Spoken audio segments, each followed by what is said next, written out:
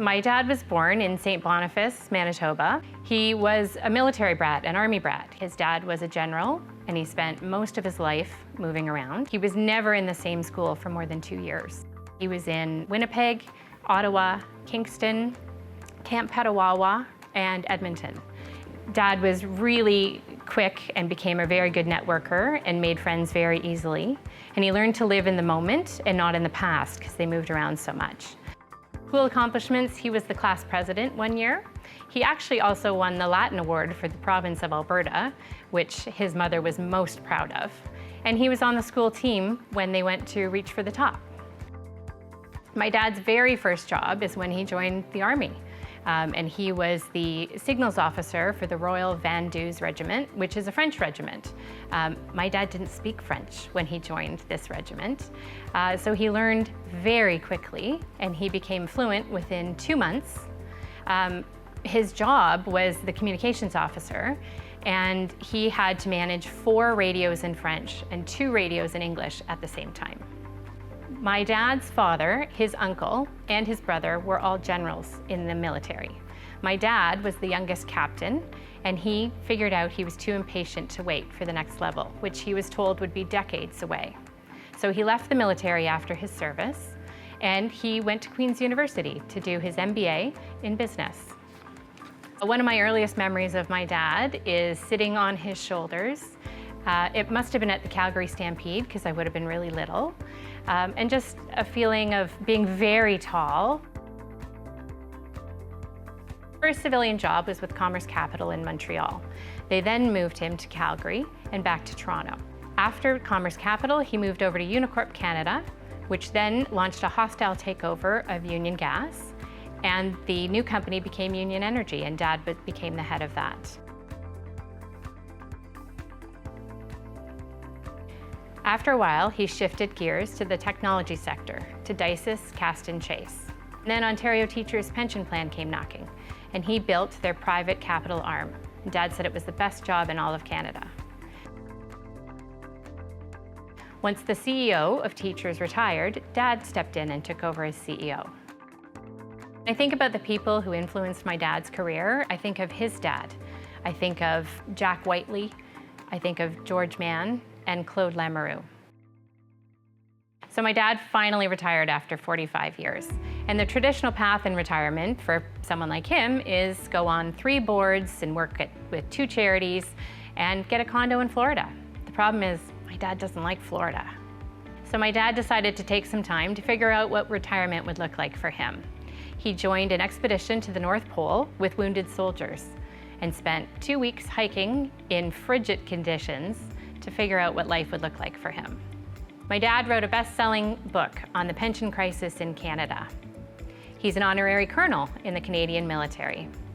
He's on the board for MasterCard Foundation and also Toronto General and Western Hospital Foundations. He consults for McKinsey & Company, and he served as Chancellor at Queen's University for 3 terms. He is a special advisor to the Prime Minister. He loves to travel. And he spends tons of time with his family, his wife, his 3 kids, and his 7 grandchildren.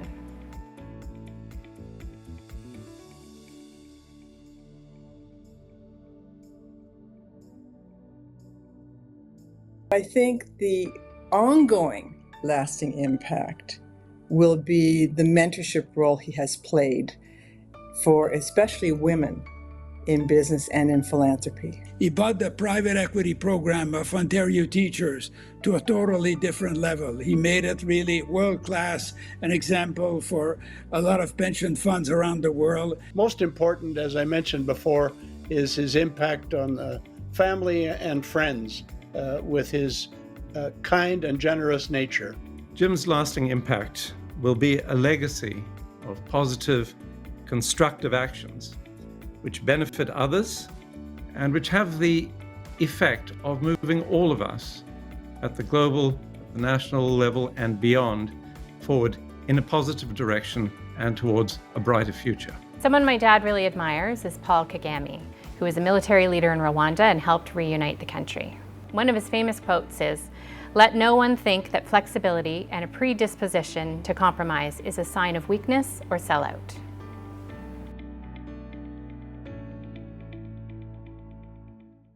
Hi, everybody, and welcome to the 2024 Ontario Business Achievement Awards, brought to you, as always, by our series presenting partner, Canadian National Railway. Our theme for this year is building resilience in a changing economy. And that's because Ontario businesses are adapting to challenge, they're leveraging innovation, and they're responding to economic change with a resolve to foster growth at home and abroad. Thanks also to our supporting partners. In this episode, it's a really big one. We're celebrating our Lifetime Achievement Award. And you've already seen the 2024 recipient, someone who served with distinction in the military, in business, someone who's been a volunteer leader in nonprofits. He's also been an author and a philanthropist. And that someone is Jim Leech. The Lifetime Achievement Award is presented to someone who's demonstrated exceptional leadership in business and in their community over the course of their entire career. As you've already seen, Jim exemplifies this leadership.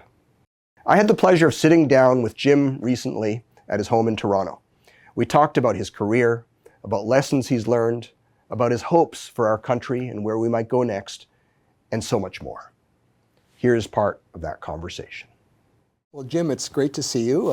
First, I just want to congratulate you on being this year's recipient of our Lifetime Achievement Award. My colleagues and I at the Ontario Chamber are so delighted to extend this award to you. And thanks, I'm very honored. Tell me what it feels like to receive the award. Well, it's, you know, when you get to my age and people start talking about lifetime, you start saying, oh my gosh, am I getting that old? Hopefully that isn't the reason. But no, it's truly an honor. I've had a number of positions in Ontario in business, and been very gratifying. Yeah, fantastic. Well, let's talk a little bit about your career.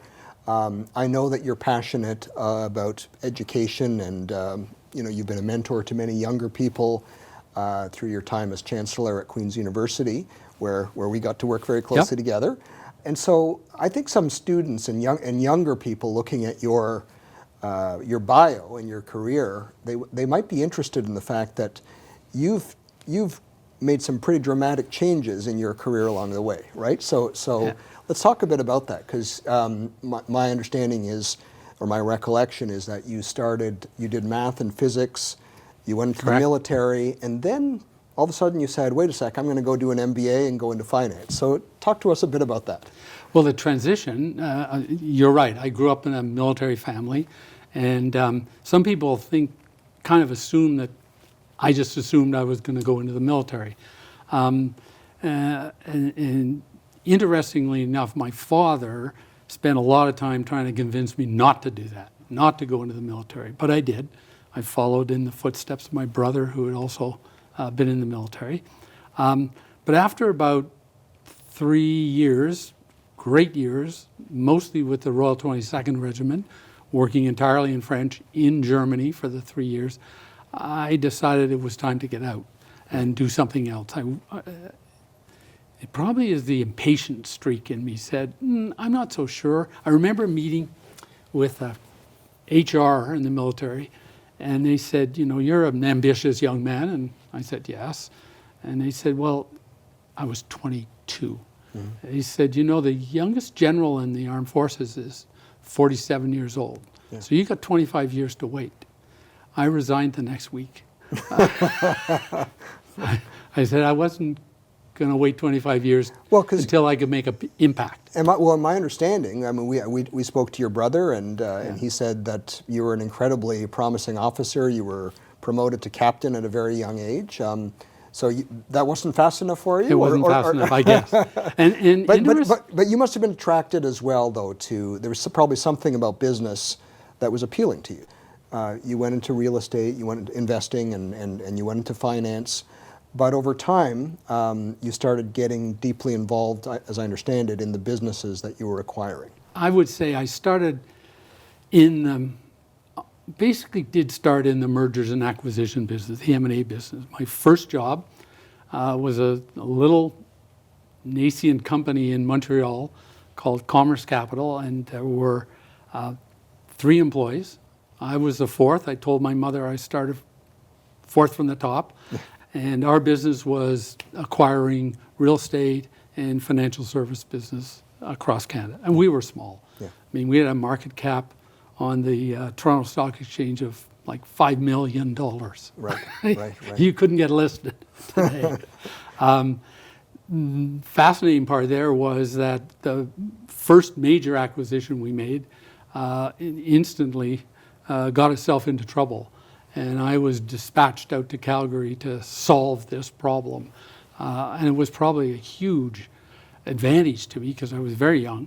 I was put in charge of this trust company that was in financial trouble, and I had to solve it. Right. And it was kind of all on my own. Right. And it was a huge learning experience. I wouldn't recommend everybody look for a company that's about to go into the ditch to join, but wow, is that a learning experience? So in terms of what you'd learned, whether it was business school or whether it was the military or anywhere else, what were the most important skills that you had to rely on when you were going in to rescue a failing business? I think at the end of the day, it's preparedness and so planning and leadership. Right. And it's interesting. It isn't the math skills and all of that stuff necessarily. Yeah. Interestingly enough, they came into play much later in my career. Right. But on the immediate, it was taking charge of a situation, having a plan, and moving forward. And the thing I learned right off the bat was there wasn't much difference between leadership in the military and leadership in business. It's kind of the same principles. Stereotypically, people think of the military as command and control. Yeah. I would say the officers that I met who were successful were not that way inclined. Right. They pushed back a bit, and they had dialogue. And they learned to manage down, they learned to manage sideways, and they learned to manage up. Right. And that's a skill that, it pays off. What would you say to a young entrepreneur maybe watching or someone who's still up and coming in a company, when you're the youngest person in the room, as you probably were quite often in those days, and you have to earn the respect of the room? So the advice that I got just as I was going into my first job, and frankly, I can't remember who I got it from, was position yourself as close as possible to the decision-making process. Keep your mouth shut while you're there, but listen and watch how people make decisions, and just learn from their experience. Interesting. My first job, fourth from the bottom, was executive assistant to the president. Sounds pretty exalted. I carried his bags, but I was in the room. Right. When so you could see negotiation was going on, when decisions were made. Right. Well, and the other interesting thing looking at your career is just the way you've been part of a lot of firsts, right? Merchant banking, technology investing, and then ultimately, you talked about teachers, which of course you're most known for probably in your business career, where you kind of created the whole private capital side of teachers. So how do you bring that kind of change to an organization that's, let's say, very conservative and not used to being innovative? Well, I was lucky. We use teachers as an example. I was lucky to follow in the footsteps of Claude Lamoureux, who was really the person who created what the world knows as the Canadian model for pension. What I did with it really was take it internationally and make it that much bigger. Right. There was a small, nascent private equity business within teachers when I got there, but with his support and support of others, we made that thing quite large and became one of the largest private equity investors in the world, actually. So how do you get there? I think the key is probably being intellectually curious and picking things up, turning it upside down, looking at it different ways. I think that's what paid off. That's what created that model. Right. Jim, you were involved in various roles that you've played in some very high-profile transactions where you were taking over or investing in or buying some very well-known companies, which led to a lot of scrutiny. What advice would you provide to others who are in the spotlight? Two things. One is be prepared, and secondly, have a thick skin. Don't take it personally. Yeah. Probably where I was first thrust into the spotlight was the takeover bid that Unicorp, where I was president, did to buy Union Energy, Union Gas. Nastiest, hostile, longest takeover bid in history, I think, in Canada. We were the outsiders. We were taking on the establishment. Times have changed. That was 20-some years ago. Yeah.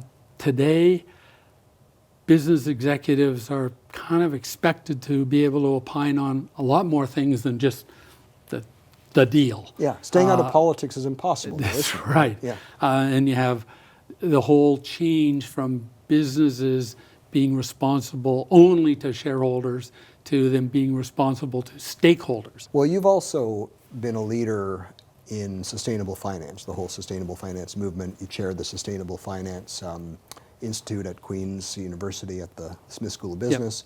Yep. What's your feeling on kind of where that movement is today? I think the investors are ahead of where everybody else is, in particular ahead of the politicians. We're going to make a transition to a low carbon economy, and it's going to be led by the pools of capital. I mean, we've seen the cost of capital for renewable energy come way down. Yeah. I mean, windmills and solar cost a fortune 20 years ago. Right. They are totally competitive with hydrocarbons now. Mm-hmm. So it's changing, but it's being driven by the pools of capital. And I think the politicians are still fighting a battle that's actually, the tide's going out. Right. The other thing that we at the Ontario Chamber are talking about, and a lot of business advocacy groups are speaking about, and frankly sometimes struggling to speak about in a way that gets the action we need, is productivity. Yeah. Right?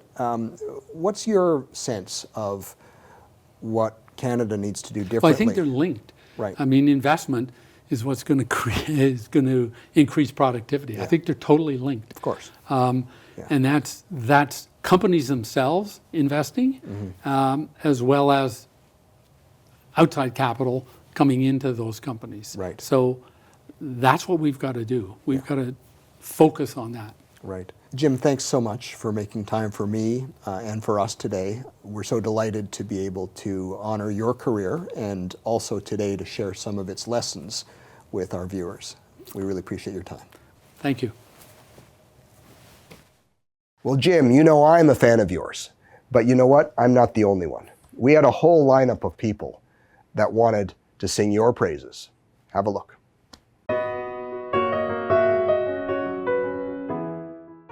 What I admire most about Jim Leech is the passion and energy that he brings to anything he does, whether it's a corporate endeavor, not-for-profit, charitable organization, or athletic contest. When Jim is in, he is all in. He's very calm. He's rarely frustrated. He's everybody's friend. Jim has given back to the community in many significant ways. I just admire who he is as a human being. He always gives credit to others. He never needs his name in the headlines. Integrity, he deals with everyone with straightforward honesty and without guile, and generosity. He has a wonderful humility about him and an infectious enthusiasm and energy and joie de vivre for how he approaches the work that he does for so many organizations. What I most admire about Jim Leech is the way in which two admirable characteristics come together in him. One is his enormous energy, and that's both mental and physical energy. And the other is his incredible positive spirit. It's not just that Jim is always working towards a positive outcome. It's that The outcome he's seeking is always principled and beneficial to all. Jim, thank you so much for a wonderful conversation about managing change, about leadership, and about how Ontario and Canada can be more competitive, more productive, and more successful. And speaking of success, we are so delighted to present you with the Ontario Business Achievement Award for Lifetime Achievement. Congratulations. Thank you very much. Thank you very much. As I said to you before, Ontario's been good to me, and you've just made it that much better. Well deserved.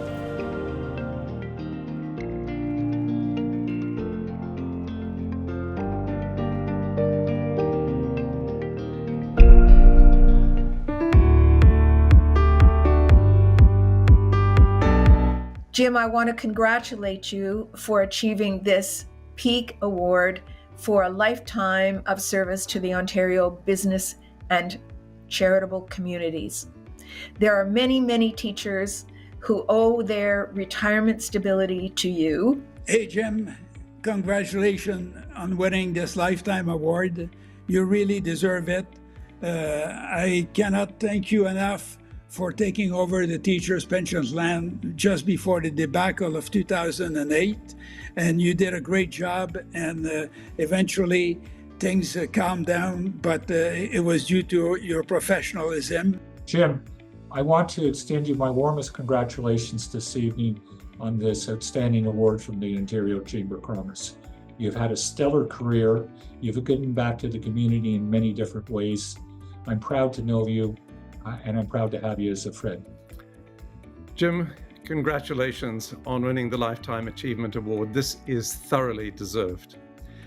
An incredibly energetic and busy person, and so there's no doubt that your positive impact will be felt in many, many areas. We owe you an immense debt of gratitude, Jim. And it's a pleasure and an honor for me to say to you, warmest congratulations for this award. Jim, I want to say a special personal thank you to you for all that you've done for me, for University Health Network, for the many organizations that you have supported over the years. Bravo, congratulations, félicitations. You are one of the most important people in my life, and may you enjoy this and take credit for something that you never take credit for. We are all so proud to be here for you at this time. You are a real icon, a leader so admired, especially by young people. You're so deserving of a Lifetime Achievement Award. Jim, I'd like to pass on to you my personal congratulations on this award. Your contribution in governance, compensation, sustainability of investment, they're all Lifetime Achievement Awards, but I still come back to express my gratitude and congratulations for your friendship and generosity. Everyone should be so fortunate as to have a brother like you. Cheers.